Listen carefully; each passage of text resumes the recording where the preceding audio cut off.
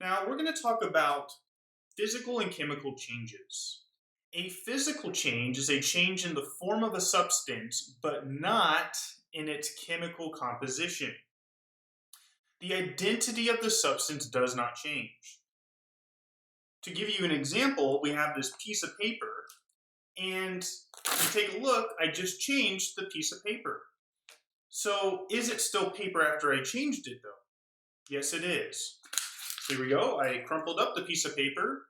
Is it still a piece of paper? Yeah, it is. So a chemical or a physical change is a change in where the substance doesn't change. I changed the paper, but it was still paper. And so we have a couple different changes or examples of this. We have a change in form, and we also have a change in state. For example, when we go from a solid to a liquid, for example, when you take an ice cube and you let it melt, it's going to be water before and water after. So that is a physical change.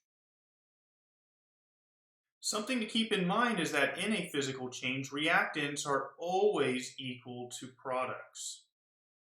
Now, some examples of this, an expected color change is an example of this. Ripping paper, so ripping paper is an example.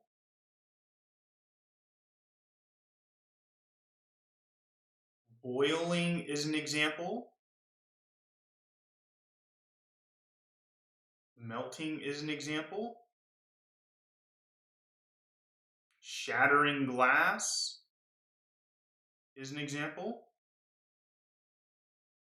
And again, in all of these examples, the substance we started with is still the substance we ended with. Now, for a chemical change, that's something that's different.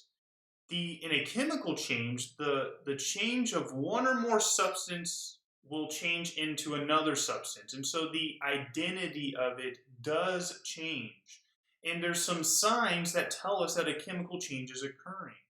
The first one is precipitation. Now, when people hear that word, they think of rain. They think of, oh, that's rain. But precipitation is actually usually what we talk about in chemistry is when two solutions are mixed together, and so they're aqueous. And when they're mixed together, a solid forms. Another example is energy change. Pull it out. Whoa! That was amazing. So another example or evidence of this is energy change. A good example of this would be fireworks. Fireworks give off a lot of energy. They give off light. They give off heat. When you are barbecuing in the backyard, your coals are giving off energy as well because there's a chemical change happening. The next one is a color change. And so this is an unexpected change, an unexpected color change. And what I mean by that is an expected color change is if you take blue dye and red dye and mix them together, you'll get purple. That you expect that. But an unexpected color change would be a color change in which it doesn't, you don't expect it to happen. For example, when you burn paper, it might get a little charred and black.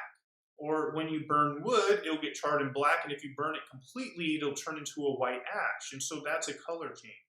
And then the last one is bubbles. Bubbles are an example of a chemical change. Now, in these chemical change, this happens in all chemical reactions. So in a chemical reaction, you're going to have a chemical change, and what ends up happening is the reactants do not equal the products. And so here are some examples of a chemical change. You've got combustion,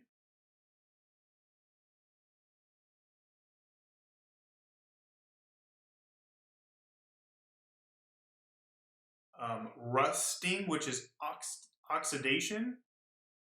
So if you leave your bicycle out in the rain, it will rust.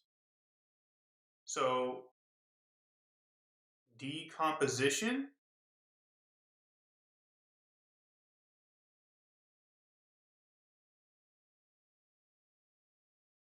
even when you bake cookies.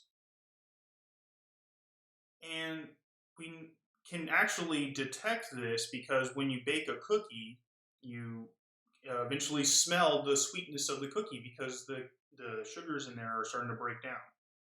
And going back to decomposition, if you were to have a tree fall down in the woods, eventually the tree would break down. And so that's decomposition. Now let's go ahead and take a look at a couple example problems here. And so in this first problem, we have a popsicle, which is water and sugar. It's water and sugar that's frozen. It's in the solid state. And it melts in the Texas heat of summer. Now, if we take a look here, these right here are reactants, and these are products. And the question that I have for you is, when we go from reactants to products, does the identity of the substance change? Well, if you take a look, we're starting with water, and we're ending with water. We're starting with sugar, that's glucose, and ending with sugar. The only thing that's changing is that this right here, the water's going from a solid to a liquid. However, it's still water, so the identity does not change.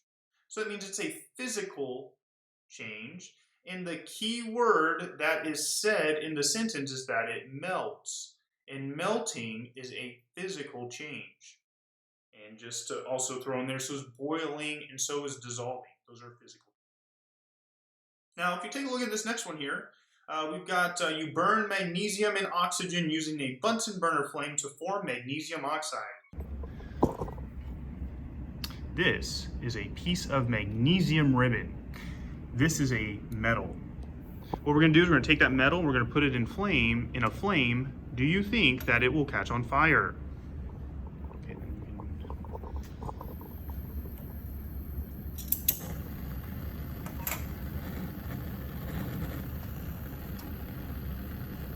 Ready? Mm-hmm.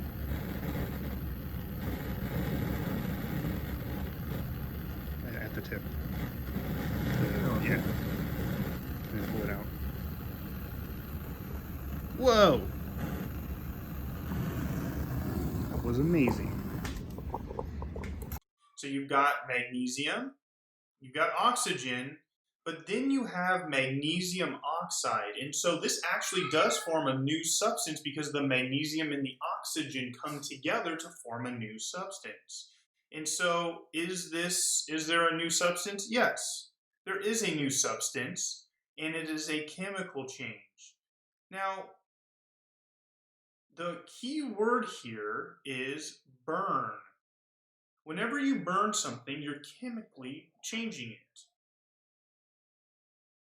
Now, that's all there is to that first set of notes there. Go ahead and try the practice problems that are posted for you. And if you have any questions, feel free to email me or ask me. I hope you have a great day.